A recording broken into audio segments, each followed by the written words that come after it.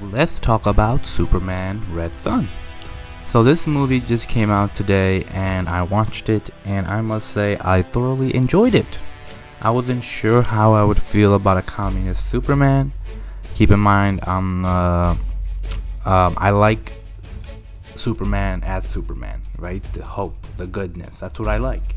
And I was afraid that this would go the injustice route with what I've heard. I have not read the comics. This is my first time seeing an adaptation of the comics. I know it's based off of a Red Son story. I've only read summaries of it on Wiki. So going in, I never actually read the comics. And I must say, the pacing is a bit fast, but I heard that the comic is also very short, so it works in this case. The artwork was good. It was very similar to DC's usual animation. It was a little bit different as well. I got a Justice League Unlimited type of vibe combined with a Justice League War, but not quite on the mature type of art style that Justice League War has in versus the cartoonish style of Justice League Unlimited. It was like a combination of the two. The voice acting was phenomenal. I really enjoyed the voice acting. I wasn't taken out by it. Again, I'm not a critic of voice acting. I don't know what goes into being a good voice actor. This is just my subjective opinion. I just enjoyed it. So overall I enjoyed it, but let's get into the nitty-gritty of the characters. So Superman in this world landed in communist Russia. He was born to believe in the communist ideals. And we find him starting off being chased by this group of boys trying to bully him. And behind those boys is this red-haired girl, Superman's friend since childhood, that saves him. And then Superman says that I don't run away from them because I'm afraid they'll hurt me, but because I'm afraid I'll hurt them. And he reveals his powers to her, and she immediately tells him to join the state to help. Now obviously she believes that the state is good. And then we flash forward, right? Superman's working for the Russian people. The world is told to fear him, etc. He saves a satellite over Metropolis, trying to show them, hey, I'm not, this guy, this type of way. Obviously Lois Lane shows him a classified file of the gulags that's happening in Russia, showing him that, look, Russia is not what it seems. It's not this perfect place. And in this gulag, he finds that red-haired friend that I mentioned a moment ago, along with a bunch of other people. And he is shocked, he is horrified, and this was pretty emotional for me. This scene actually made me cry a little bit, seeing his friend, he takes her out to the sun, and she says that she always had hope in him to make this world a better place.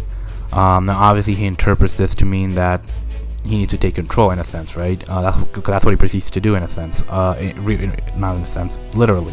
And she dies, after giving this message, and Superman cries. I almost cried. It was pretty emotional. I was sad that his friend died. It was just so sad. And then he proceeds to kill Stalin. So in this universe, Superman kills Stalin, but unlike in the Injustice universe, a lot of the killing, they try to justify it, which kind of works here, right? You're ambiguous as to who's the good guy, who's the bad guy, because Batman kills, right? Batman is basically a terrorist. We first meet Batman as a kid in this gulag where he rescues his friend, and that he's gonna turn into Batman by the bats that fly over. But he basically doesn't agree with Superman's rule, right? Superman makes Russia a very utopian society, but at the expense of people's freedoms, and it's under his rule, right? You see different little flashbacks back and forth of him fighting this Superman robot that Lex created, and Lois being against that idea that he built this poor creature just only to be tested and killed by Superman, killed by Lex, who gave it too much power. We also see this flash forward of him fighting Brainiac over Moscow, and Brainiac turns Moscow into this little bottled city, but he does defeat him, and Superman ends up making Brainiac work for him, thinking that he reprogrammed him, and later on we're going to find out he doesn't. He has not truly reprogrammed him. Brainiac's long game to, instead of just bottle a single city, bottle the whole world, basically take over the whole world. And we see that in that final short battle. But basically we go through decades and decades of time of Lex being 10 steps ahead of Superman, but Superman also creating a paradise. But this paradise does have a catch, where he has these people that disagree, like Batman, the people that follow Batman and cause all these terrorist stuff, to basically be drones. They're brain surgery drones, basically. And Batman doesn't like that, so he blows up this museum, killing innocent people. Wonder Woman is captured by Batman with her lasso of truth holding her down, and basically Superman can't kill Batman because then Wonder Woman was told to kill herself. Now, obviously, here what we see is that Batman got a technology from Lex Luthor, this red sun generating thing that neutralizes Superman's power, and he finds out that he's weak to this. And so when they're fighting, Wonder Woman breaks out of the lasso of truth, saying how much she tried to work with Superman, try to believe in the world of man against her mother's wishes, but she's seeing now between this conflict and what Superman's become, this dictator who has good intentions. He does have good intentions, but he's becoming similar to Stalin in the sense of his ideology, being very oppressive, in the sense of it has to be his way in a sense. Now, obviously, it's not shown in the same way as Stalin's, but Wonder Woman breaks out of the lasso of truth and she automatically ages because that lasso was part of her soul or something. And then she picks up and destroys the red beam, saving Superman. And even though she saves Superman, she leaves, saying that, I can't be your friend no more. I just don't believe in you in the world of man. And Batman, instead of being captured by Superman and being lobotomized, basically, be turned into a drone, he blows himself up.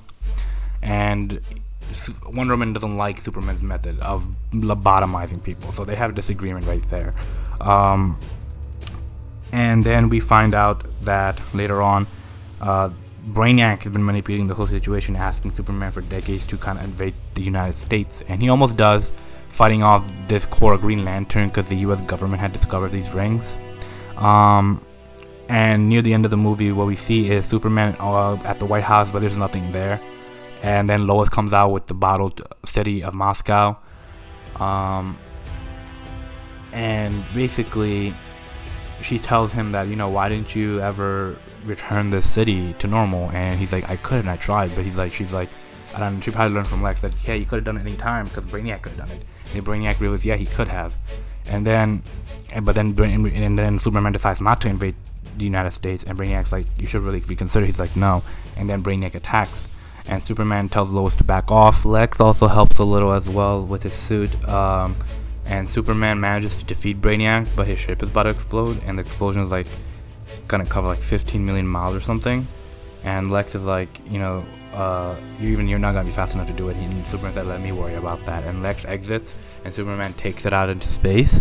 And then as he's taking it out, he has a flashback of what his red-haired friend said about having hope in him that he'll save the world, and he smiles as the thing explodes.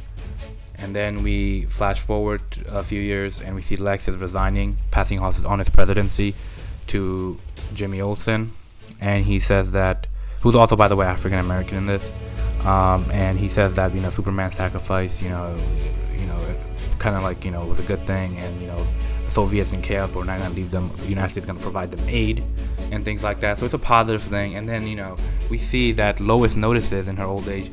She notices Superman in the crowd, and she's not sure if she sees him or not. And then he disappears. And then later we do see he is in fact alive, and he has his traditional Clark Kent glasses on.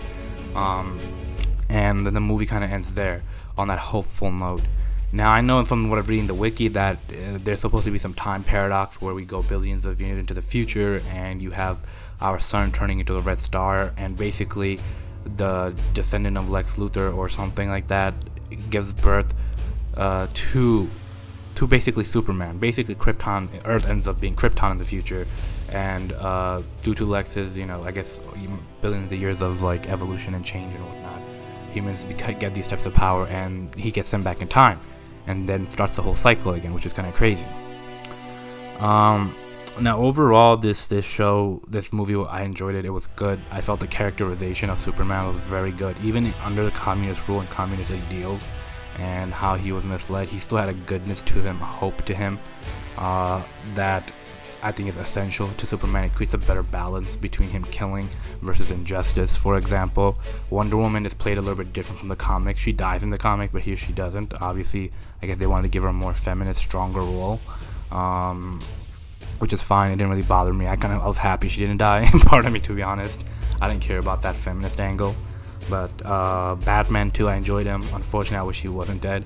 But here, and I also enjoyed Lex Luthor. He came around to respecting and liking Superman, even though in the end of the day he thinks he defeated him. But in a way, I guess he did. But Superman's still alive, you know. He's not evil in this, so I enjoyed that. So this movie was overall, I think, good adaptation, good pacing, good story. It made me emotional, especially during the beginning when his friend died, as well as near the ending when he has this reflection of that, which was just, I wish he survived, damn it. Anyways, this was a good story from DC. One of the better movies they came up with. Because some of their movies are usually, in terms of pacing, too fast, too slow. So this was a little bit different, and I enjoyed it. I'm gonna give this movie a 9 out of 10. You know, and I'm gonna give it my highest 9 out of 10. And I recommend you guys go out and support it. Please watch it. Please buy it. Stream it. I don't care. Buy the Blu-ray, DVD. I know I'm gonna buy the Blu-ray when it comes out in like a couple weeks. So please support it. Please support Superman. Please. Yeah. So it's see you guys next time. Please like this video, comment, subscribe, and I'll see you guys next time.